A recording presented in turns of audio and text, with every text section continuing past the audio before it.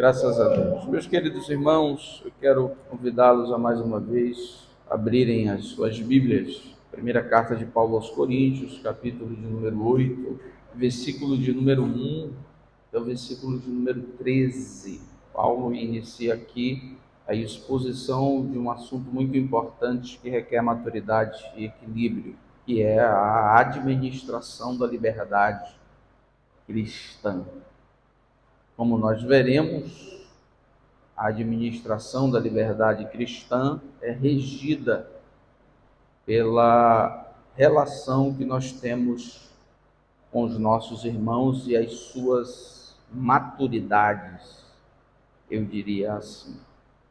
A depender do nível da maturidade de um e de outro, nós conduzimos, nós orientamos, nós administramos a nossa liberdade. Primeira aos Coríntios, capítulo 8, versículo 1 até o versículo 13, diz assim: ora, no que diz respeito às coisas sacrificadas aos ídolos, sabemos que todos temos conhecimento.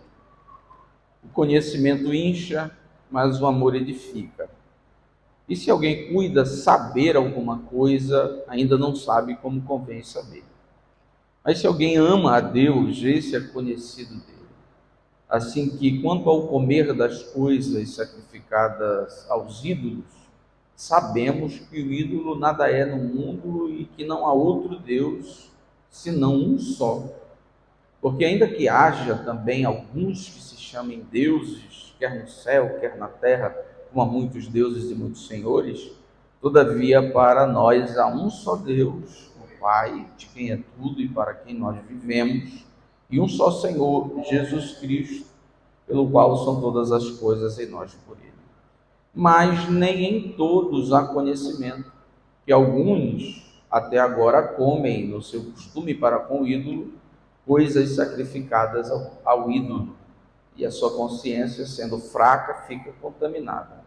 Ora, o alimento não nos faz aceitos diante de Deus, e porque se comemos, nada temos demais, e se não comemos, nada nos falta.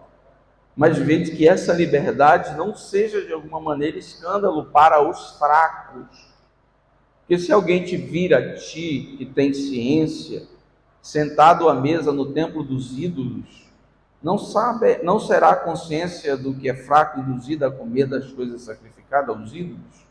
E pela tua ciência perecerá o irmão fraco pelo qual Cristo morreu. Ora, pecando assim contra os irmãos e ferindo a sua fraca consciência, pecais contra Cristo. Pelo que, se o alimento escandalizar o meu irmão, nunca mais comerei carne, para que meu irmão não se escandalize. Graças a Deus. Tendo em vista esses 13 versículos, que são parte do capítulo de número 8, quero compartilhar com os irmãos uma reflexão bíblica com o seguinte tema: conhecimento e consciência, uma relação de equilíbrio. Como eu disse de antemão, a igreja é feita de pessoas que não são iguais, pessoas que têm diferenças um pouco menos consideráveis, mas também pessoas que têm diferenças entre si profundamente consideráveis. Essas diferenças precisam ser bem administradas com maturidade e com equilíbrio, em nome da comunhão e em nome do propósito da comunhão, que é a edificação mútua, a edificação minha e principalmente a edificação do outro. Além dessas diferenças naturais que existem entre nós e que nos fazem indivíduos, existem também outras diferenças que precisam ser consideradas no nosso relacionamento com o irmão. E as outras diferenças relacionam-se à maturidade da fé. Nem todos estão no mesmo nível de maturidade da fé. Nem todos estão no mesmo nível de conhecimento da fé. E isto precisa ser considerado nos nossos relacionamentos, sob o perigo de, fazendo o correto para mim, para a minha consciência, diante de Deus, eu possa estar ferindo algum irmão e ferindo algum irmão, pecando contra Cristo, porque eu não estou cumprindo o propósito da comunhão, que é as minhas atitudes devem edificar o outro. Esse é um princípio que nós começamos a ser apresentados a ele no capítulo de número 8 da primeira carta que Paulo escreve aos Coríntios, a partir de uma circunstância específica e muito comum da cidade de Corinto. Para nós entendermos melhor, eu julgo, meus irmãos, necessário nós fazermos algumas considerações a respeito do contexto, do que está por trás, de maneira geral, do capítulo 8. E a primeira coisa é considerar que a sociedade de Corinto era natural e culturalmente idólatra. Não existe um Corinto que não seja idólatra. Não existia um Corinto que não fosse idólatra. Os registros históricos apresentam, contudo, uma pequena exceção, uma comunidade, um agrupamento, um ajuntamento pequeno de judeus em Corinto não era idólatra, mas todos os outros coríntios, indistintamente, tinham como comportamento comum, natural, a idolatria. A cidade de Corinto era, como diz Hernandes Dias Lopes, uma selva de deuses. Em qualquer canto de Corinto, em qualquer repartição pública de Corinto, em qualquer lugar de Corinto, existia um Deus para qualquer coisa. O templo mais famoso de Afrodite estava na cidade de Corinto. Antes de chegar em Corinto, a pessoa já era apresentada ao tamanho, à grandeza do templo de Afrodite. Existe Deus para qualquer coisa, para qualquer circunstância, para qualquer acontecimento, para qualquer necessidade, para todas as pessoas. A cidade de Corinto era uma cidade dos deuses. A cidade de Corinto certamente foi influenciada pela cultura grega. Corinto fica perto da Grécia. E Paulo, quando esteve na Grécia, se assustou com a quantidade de deuses que os gregos tinham para todas as coisas. E lá fez um dos sermões mais famosos do ministério de Paulo, ao Deus desconhecido. Corinto, certamente, é influenciado por essa cultura de uma abundância, de uma multiplicidade considerável de deuses. Segunda coisa, meus irmãos, que nós devemos considerar, que está por trás do capítulo de número 8, é o fato de que todo Corinto que agora faz parte da igreja é um ex-idólatra. A igreja em Corinto é formada em sua totalidade por pessoas que estavam mergulhadas, viviam totalmente nessa cultura idólatra. Naturalmente, porque era praticamente impossível ser Corinto e não ser idólatra. Logicamente, a igreja de Cristo em Corinto é uma correspondência dessa realidade cultural, portanto, composta, feita por ex-idólatras. E isso faz com que exista algumas perguntas, alguns questionamentos, algumas questões não resolvidas em relação à antiga fé e agora, crente, como eu devo fazer como eu devo me comportar. Exatamente por causa disso que o apóstolo Paulo escreve o capítulo de número 8. Não para responder todas as perguntas, mas para responder a principal. Responder o principal questionamento que está relacionado à alimentação, que nós veremos posteriormente o porquê. A respeito da idolatria, perguntar sobre alimentação, qual é a relação entre alimento, comida, carne e idolatria. Os irmãos queriam saber sobre estas coisas, e é natural que queiram, porque eles eram ex-idólatras e precisam saber. E agora, como nós vamos viver em Corinto, sendo ex-idólatras, ex-cultuadores de Deus, se para onde eu olho em Corinto tem Deus, se para onde eu me movo em Corinto tem Deus, se para onde eu vou em Corinto tem deuses, eu vou pedir para Deus me tirar, me matar, ou eu vou aprender a conviver com essa cultura idólatra sendo um ex-idólatra? Os coríntios foram honestos. Paulo nos ensina, nós queremos saber, e agora o que será de nós, ex-idólatras, nessa sociedade idólatras? Conviver, aprender a se relacionar, como o apóstolo Paulo começa a responder no capítulo 8, e nós veremos que esse questionamento vai permanecer, porque ele vai voltar a ele no capítulo de número 10. Terceira consideração, meus irmãos, que nós fazemos do que está por trás do capítulo de número 8, o que está nos bastidores do capítulo de número 8, é exatamente isso. Como seria a relação dos cristãos ex-idólatras nessa sociedade profundamente idólatra?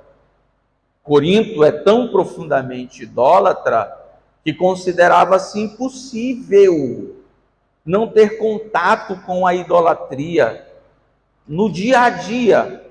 Isto fica comprovado que até o alimento que se comprava para a subsistência em Corinto, que se vendia na quitanda, na taberna para os lá do norte, para o mercadinho, para os aqui do Nordeste, antes de chegar na prateleira, era sacrificado, ofertado aos ídolos.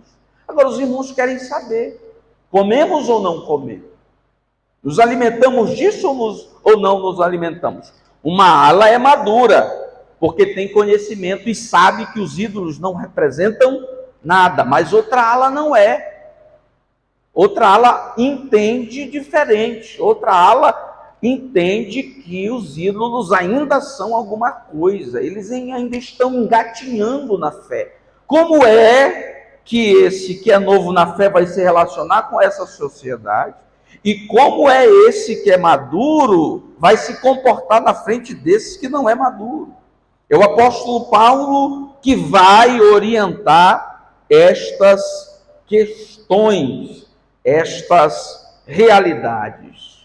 E em último lugar, em nome de nós conhecermos o que está por trás, de maneira geral, do capítulo 8, e comprovar como Corinto era mergulhada na cultura idólatra, de maneira que até os crentes não podiam fugir desse relacionamento com a idolatria, é que se eu vou colocar carne na minha mesa, é praticamente impossível que essa carne não tenha passado pelos ídolos.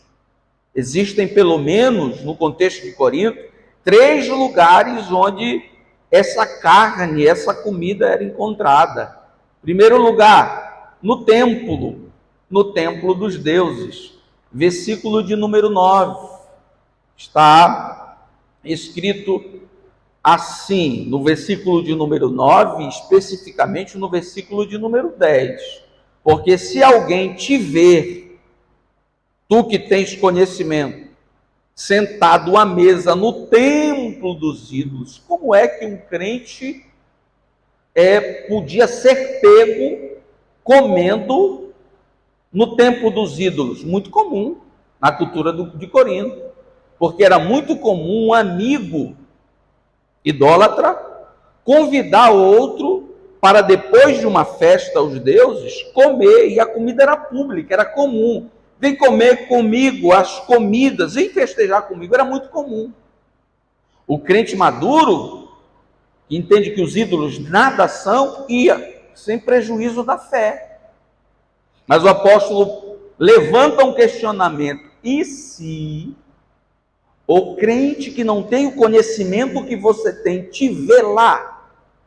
Como é que fica a consciência dele? Preste atenção, tome cuidado, administre bem a liberdade que Cristo te deu. É bom viver em liberdade, sem aprisionamentos de medo, de teorias sem fundamento, de leis, de comportamentos que mais aprisionam, que mais acabam sufocando a quem Cristo libertou. É bom viver, mas administre essa liberdade com cuidado, porque senão sua atitude não vai cumprir o propósito supremo da comunhão, que é edificar o outro. Vai ferir, vai machucar, vai adoecer, vai prejudicar a fé. Aí você não peca contra o irmão, você peca contra Cristo.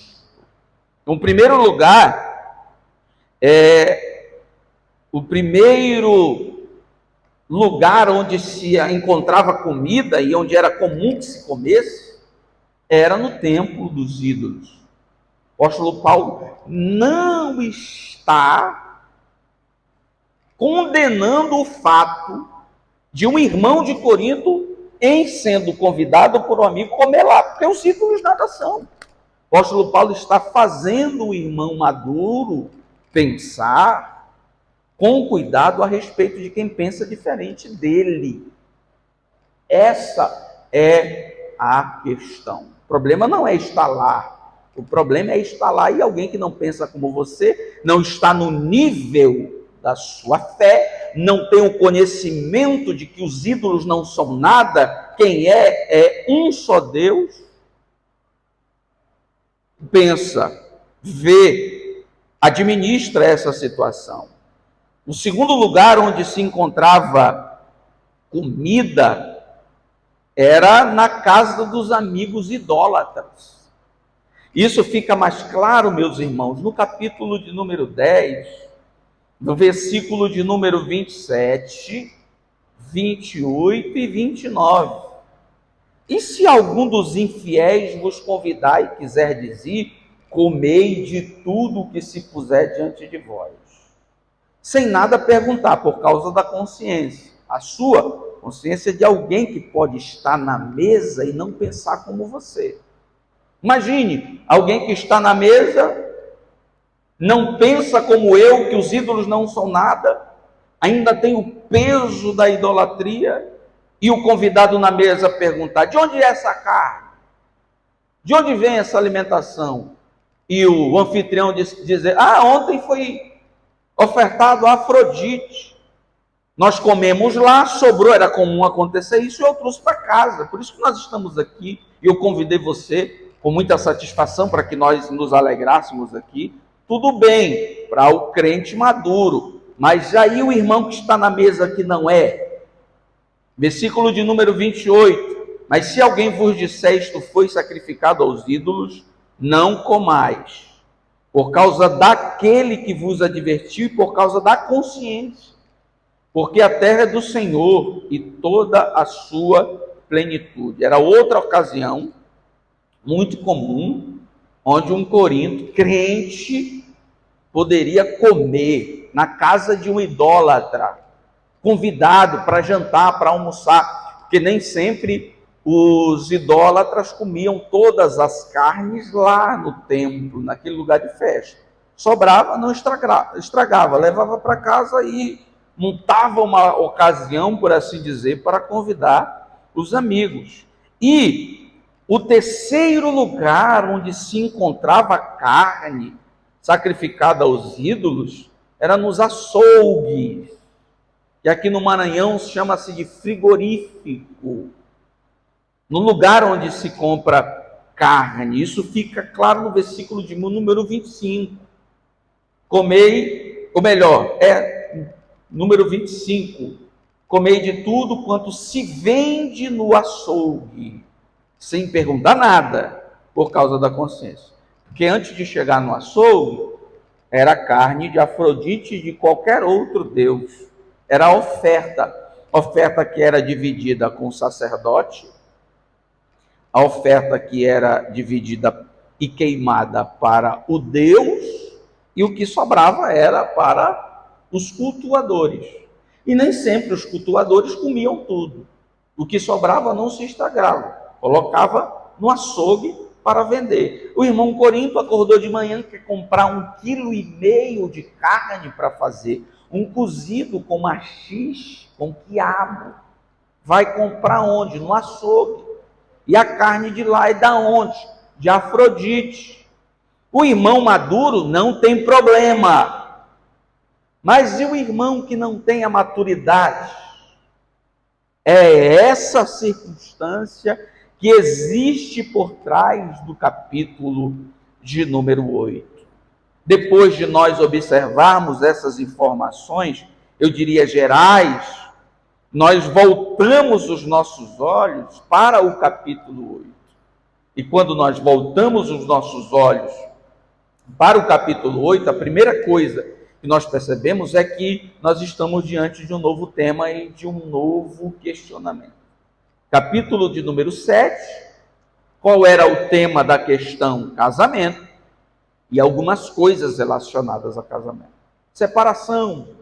Casei quando não era crente, aceitei Jesus, tudo é novo, posso casar de novo também. Sou viúva, quero casar, posso casar de novo. Sou solteiro, solteira, apóstolo Paulo, o que o senhor me diz? Quero casar. Vem uma tribulação grande aí, o que o senhor me diz? Eu caso. O apóstolo Paulo diz, olha, melhor não. Casar no momento de guerra é trazer problema para a cabeça, porque você vai sofrer mais do que deveria. Eu, Paulo, não é o mandamento de Deus, é uma sugestão minha, acho que é melhor deixar para depois e se consagrar para o Senhor, que é um perigo.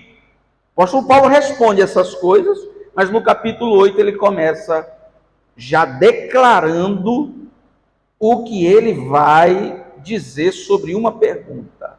Ora, no quesito coisas sacrificadas aos ídolos. Tem versões que dizem assim, ora, sobre as questões que me enviaram a respeito das coisas sacrificadas. É outra pergunta. Capítulo 8, portanto, meus irmãos, uma nova temática, é um novo assunto, que também traz consigo uma nova abordagem.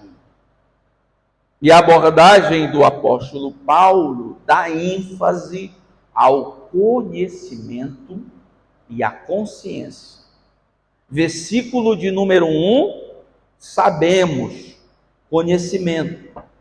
Versículo de número 1, temos ciência, conhecimento. Versículo de número 1, a ciência incha, conhecimento. Versículo de número 2, e se alguém cuida, saber, conhecimento. Versículo de número 2, não sabe como convém saber, conhecimento. Versículo de número 3, mas se alguém ama a Deus, esse é conhecido dele, conhecimento. Versículo de número 4, assim que, quanto ao comer das coisas sacrificadas aos ídolos, sabemos, conhecimento. Versículo de número 7, mas nem em todos há conhecimento. E versículo de número 10, porque se alguém te vir a ti, que tens ciência, tens conhecimento. Versículo de número 11, pela tua ciência, pelo teu conhecimento. E pelo menos em 3 ocasiões, o apóstolo Paulo, no capítulo de número 8, fala de consciência fraca e consciência fraca. Fica claro o exercício para o leitor do capítulo 8, fica mais fácil de ser resolvido. De que tema o apóstolo Paulo está tratando quando ele fala sobre as coisas sacrificadas aos ídolos? Conhecimento e consciência. Entre conhecimento e consciência é necessário um equilíbrio, uma administração responsável, que por muitas vezes vai cobrar de quem é maduro não fazer aquilo que ele acha que é certo e que realmente é certo que ele faça. Irmão Wellington, eu estou certo, sim. Não é pecado? Não. A Bíblia não condena? Não. Ah, então eu vou fazer. Não, senhores. Calma aí. Seja responsável. Pense que quando você for fazer o que você acha que é certo, o que não é pecado, o que a Bíblia diz que é certo, mas que o irmão pensa diferente de você, cuidado. Eu sempre exemplifico o fato. Paulo fala de comida e diz que comida não é nada, comida não nos faz melhor e nem pior diante de Deus. Mas existem outras coisas nesse nível. Há um tempo atrás era um absurdo assistir jogo de futebol. Uso a mesma palavra do apóstolo Paulo sobre comida. Não é nada, nos faz melhor e nem nos faz pior diante de Deus. Não aumenta e nem diminui a fé. Essa é a consciência de alguém maduro. Mas eu vou assistir um jogo de futebol diante de um crente que não tem o pensamento que eu tenho, que acredita que quem assiste jogo de futebol é menos espiritual, é um crente deficiente, é alguém que está na beira do inferno? Não. Porque a minha liberdade está sendo mal administrada, a minha atitude não está causando edificação, e eu estou pecando contra Cristo. Esse é o mesmo princípio, meus irmãos, ao lado de tantos outros, que instrui a respeito do comportamento, daquilo que nós devemos usar e daquilo que nós não devemos usar. Se reconheceu como feio, como feia, com essas vestimentas assembleianas, não administre a sua liberdade de maneira que vá contra a consciência coletiva. Vá para outra igreja, não tem problema, você vai continuar no caminho do céu, gozando, desfrutando da sua liberdade e sem causar problemas na comunidade. Porque quando entra com uma roupa diferente, a língua do povo não perdoa. Quem é que está pecando? O povo. Pecando por quê? Por causa da minha atitude. Quando entra na Assembleia de Deus com um brinco, as línguas não perdoam. É pecado em si? Não existe nenhum fundamento bíblico que comprove. Mas nós temos uma cultura, pelo menos aqui no Nordeste, que tem essa orientação. E aí alguém vai falar, vai dizer. E a minha atitude não causou edificação. Meu comportamento não causou edificação. Pecou porque os outros, ao invés de darem glória a Deus, estão falando mal de mim. Estão tomando uma atitude que não é cristã por minha causa. Vestiu calça, irmã do círculo de oração. Calça não faz melhor e nem pior. Mas nós temos uma cultura assembleiana que espera-se que não se utilize. Pelo menos falo no contexto em que nós estamos. Aí chegou de calça no culto, a irmã viu a outra acolá e tal. Ninguém vai orar. Rapaz, eu vi a minha irmã de calça e tal, vou orar por ela. Só se for muito cheio do Espírito. Primeira atitude é mandar mensagem. Eu vi a irmã lá, líder do círculo de oração, regente não sei o que, de calça e tal. E agora, o que a gente vai fazer? e tal, digitando, pecando, e pecando. Está falando mal. O que é a minha atitude, minha liberdade, na mente dela, na fé dela, não influi, não prejudica, isso é liberdade. Mas a liberdade dela foi mal administrada. O que ela deveria fazer? Quer muito? Chegue para o seu pastor, o pastor me dá carta de mudança. Eu vou para a igreja fulana de tal, vou para a igreja fulana de tal. Há algum prejuízo nisso? Algum problema nisso? Só se você for um crente que acredita que é só a Assembleia de Deus que é o caminho do céu. Aí, se você pensar besta dessa maneira, há problema. Mas se você for um maduro que não pensa assim, é uma atitude muito saudável para a fé coletiva e para a fé da pessoa. Ela vai viver a fé dela lá e a atitude dela vai edificar todo mundo. Ela vai para o céu como os outros e nós vamos aqui também, sob a graça de Deus. Então é exatamente nessa sensibilidade, nessa questão complexa, sensível, que o apóstolo Paulo está resolvendo, orientando os irmãos. Tanto é que até hoje, do mesmo jeito, da mesma maneira que os irmãos questionavam a respeito, e aí o apóstolo Paulo, a Bíblia não diz que é pecado, não tem uma referência bíblica que diz que é pecado, e aí a gente faz ou não faz? Até hoje nós temos questões mal resolvidas sobre várias coisas que a Bíblia não diz, que não tem referência bíblica, que não tem orientação bíblica específica. O que a gente vai fazer? Usar maturidade, usar a nossa liberdade de maneira responsável para a glória de Deus e para o bem dos nossos irmãos.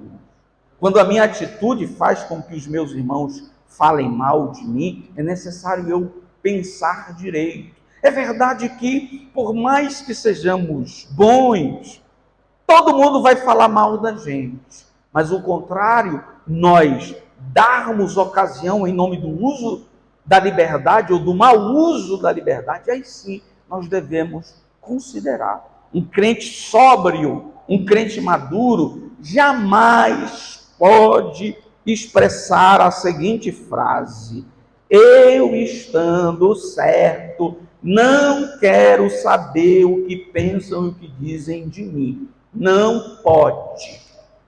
Do contrário, ele não é responsável. Do contrário, ele não é maduro. Do contrário, ele precisa aprender o beabá da fé. A gente não pode dizer isso, porque a comunhão cristã não permite. Eu devo agir segundo a orientação bíblica, com a minha liberdade, com a minha maturidade, pensando nos outros. Não tem essa história. Sou eu que pago os meus boletos, sou eu que pago a minha conta de energia, sou eu que pago a internet, sou eu que pago o meu carro, sou eu que levanto de madrugada para trabalhar. No dia em que alguém pagar pelo menos o boleto de energia, eu começo a dar ouvido. Não, senhores, não. É preciso pensar no outro, porque, repito, existe um princípio sagrado. Minha atitude precisa edificar, ser bênção para a vida dos outros. Glória a Deus. Amém ou não amém? Aleluia. Então o apóstolo Paulo apresenta um desafio no capítulo de número 8. Qual é o desafio? Responsabilidade, maturidade, equilíbrio entre liberdade e conhecimento. Vamos ao que o apóstolo Paulo nos ensina no capítulo 8. Primeira coisa que o apóstolo Paulo nos ensina no capítulo 8 é responsabilidade em relação ao conhecimento. O apóstolo Paulo nos ensina a ser responsáveis na administração dessa maturidade, desse nível de conhecimento. que nós, porventura, temos na nossa vida com Deus. É bom que nós cresçamos na consciência da liberdade que é em Cristo. O apóstolo Paulo, inclusive, se não me falha a memória, aos Colossenses, diz: olha, não aceitem que os homens façam de vocês presas suas, como não pode, não façam, não comam, porque Cristo já libertou vocês. Nós temos que exaltar, viver de maneira leve e livre em Cristo Jesus, mas com responsabilidade.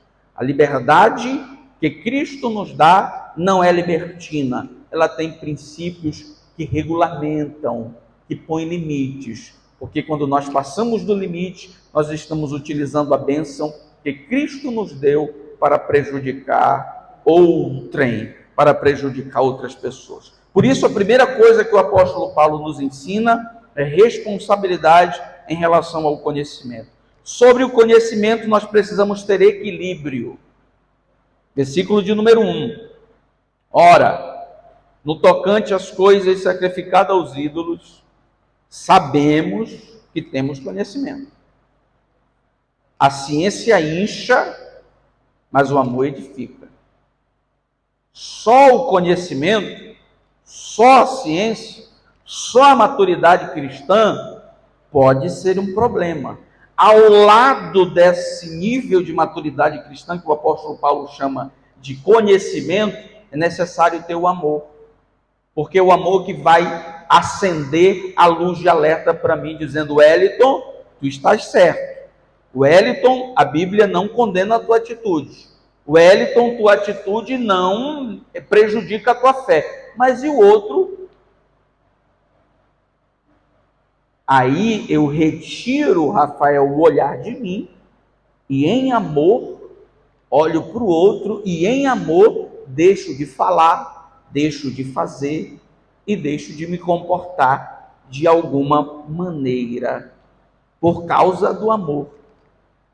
Tem algumas pessoas que interpretam errado isso aí, geralmente aquelas pessoas preconceituosas, eu acho que até invejosas em relação a pessoas que têm conhecimento, que são inteligentes, sabem pregar, sabem ensinar, são teólogos. Aí, como ele nunca conseguiu ser teólogo, ele nunca conseguiu, por preguiça e responsabilidade, ele fica falando mal de quem é. Não, a ciência incha, a letra mata e não sei o quê, sendo burro na interpretação das escrituras. A ciência incha e o amor edifica nesse sentido, que é necessário ter ciência e não só ciência. A ciência precisa ser regida pelo amor aos outros. Minha maturidade precisa ser orientada pelo amor aos outros. Glória a Deus por isso, louvado seja o Senhor. Sobre o conhecimento ainda, o apóstolo Paulo fala da humildade do conhecimento. Versículo de número 2.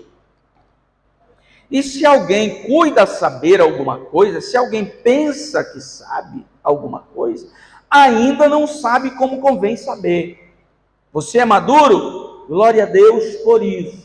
Mas precisa amadurecer ainda mais. Não pense que você é a última Coca-Cola do deserto.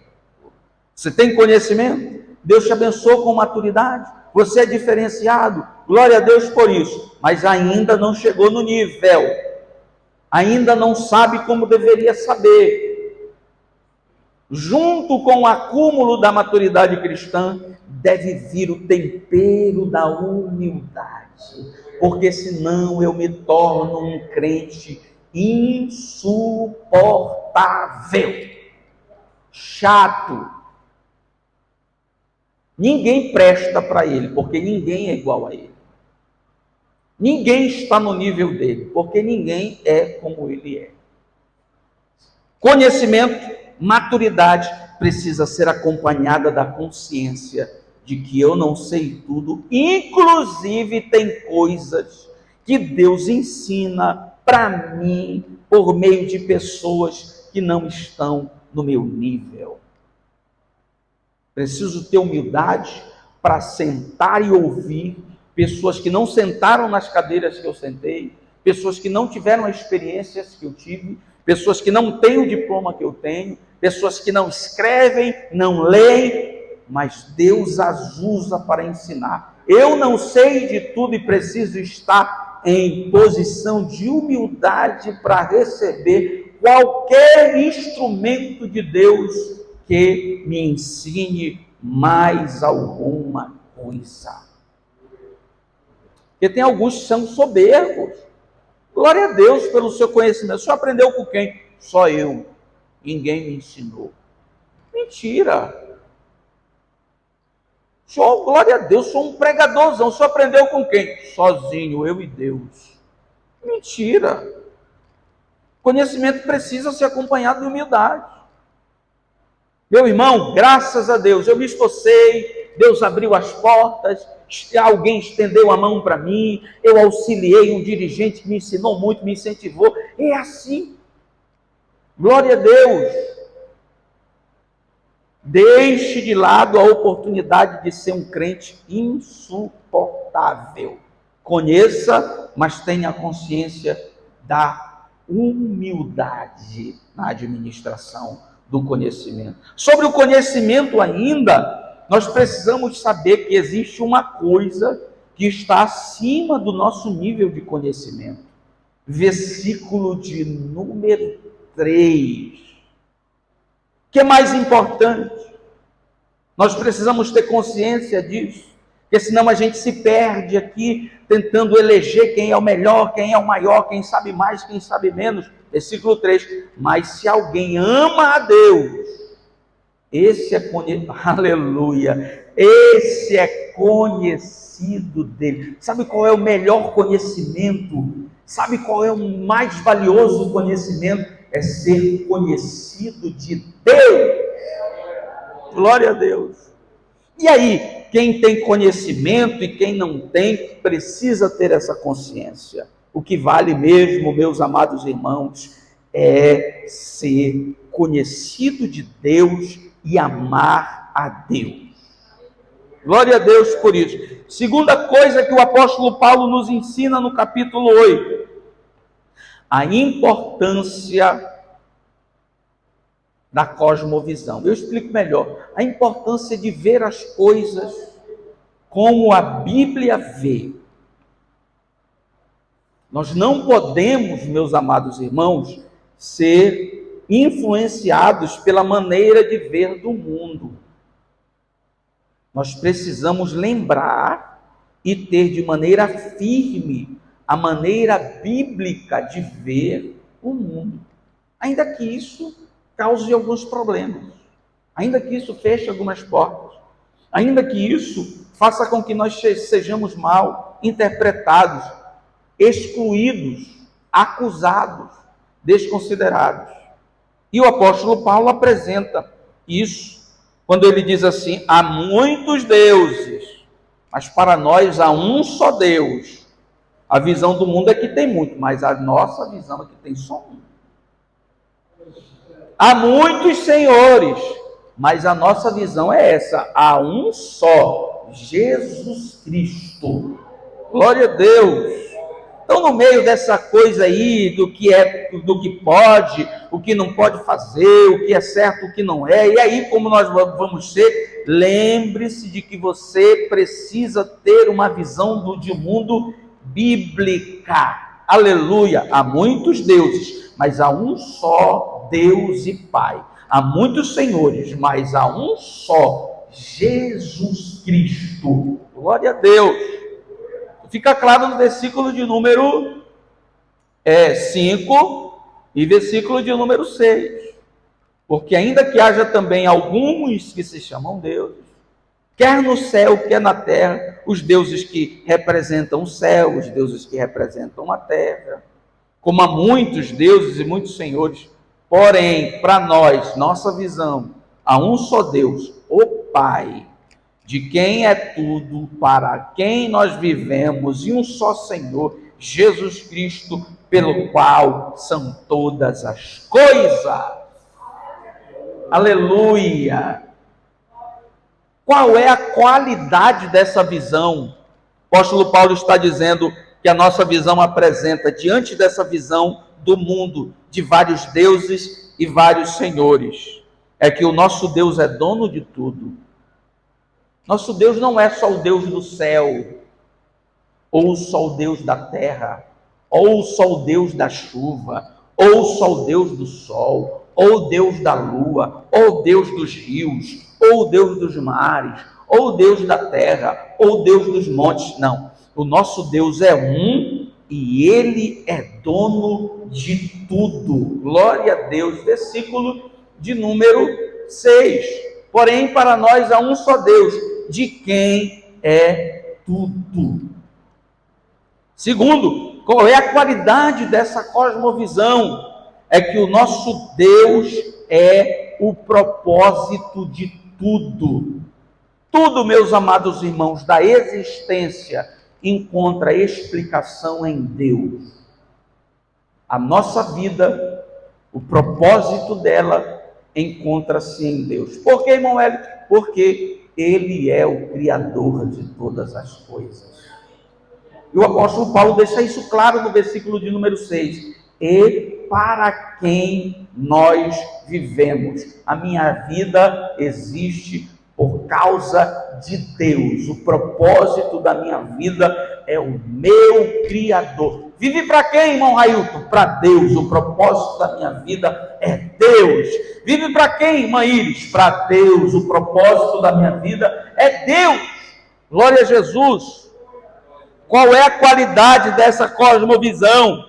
É que de Deus tudo depende. Versículo de número 6 diz assim: e um só Senhor Jesus Cristo, pelo qual são todas as coisas existem por causa de Cristo. Lembrem-se da canção com que o apóstolo João abre o seu evangelho. Sem ele, nada do que foi feito se fez. Todas as coisas existentes são dependentes do Verbo, Jesus Cristo. Glória a Deus, aleluia.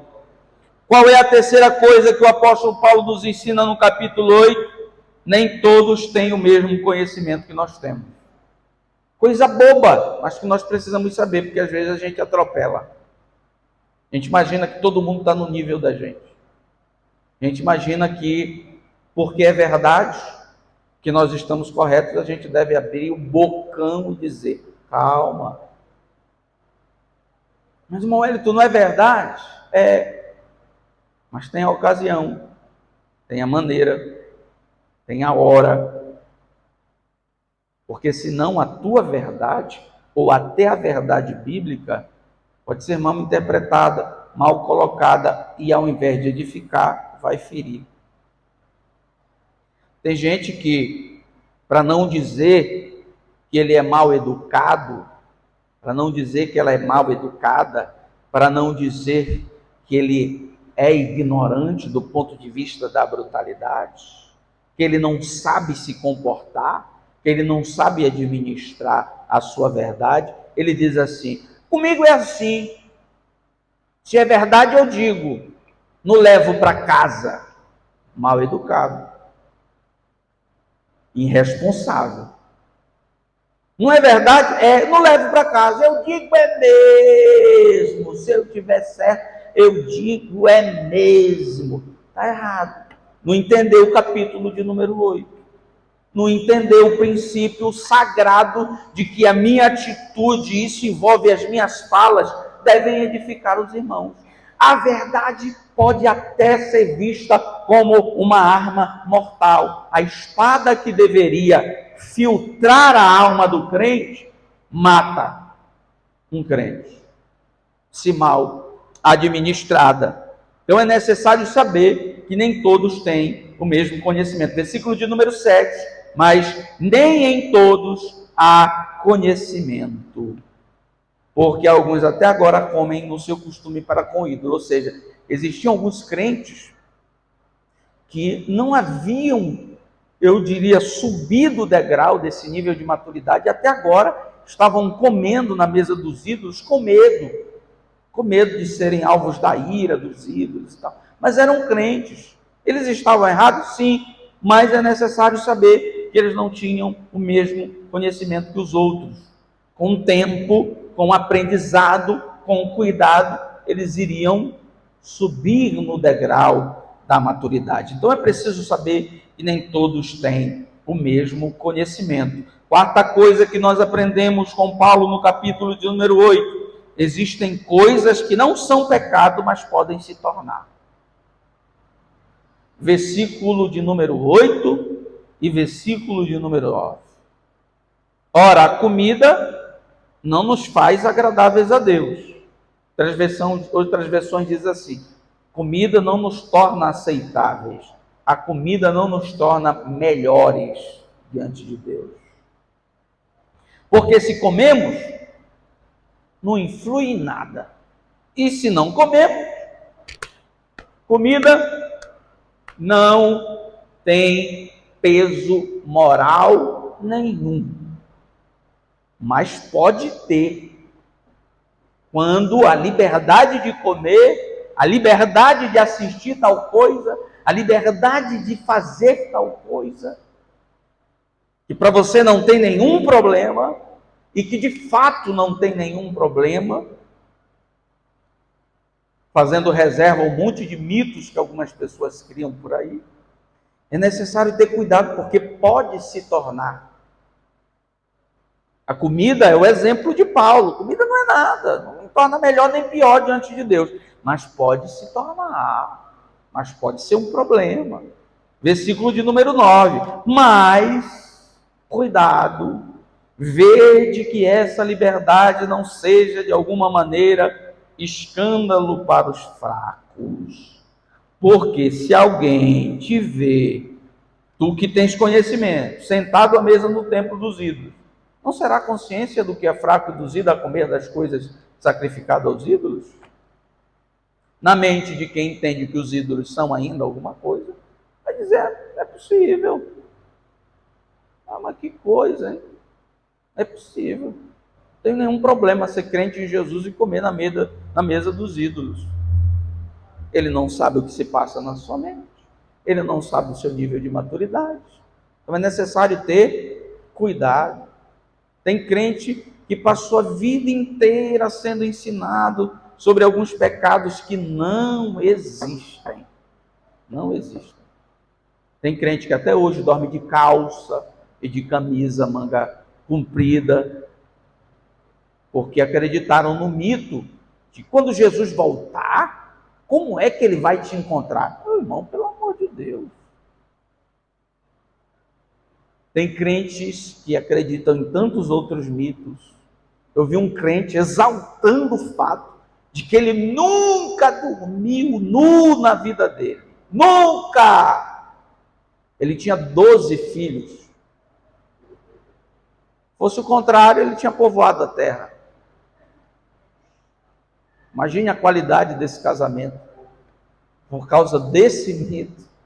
Então são essas e outras coisas que nós precisamos nos libertar disso, mas administrar com cuidado quem acredita nisso, para não ferir, para não prejudicar, porque o que é correto pode se tornar em relação a quem não pensa de maneira como nós pensamos.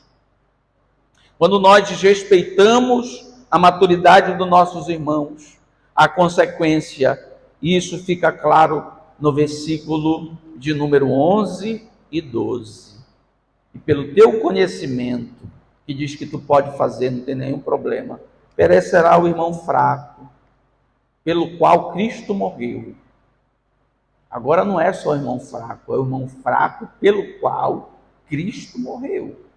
Ora, pecando assim contra os irmãos, porque você vai causar confusão, os outros vão falar mal de ti, o culpado é você, por aquilo que você usou, deixou de usar, por aquilo que você assistiu, deixou de assistir, não tinha problema para você. Aí todo mundo, e agora? É igual assembleiano metido a besta calvinista. Eu já conversei com os três.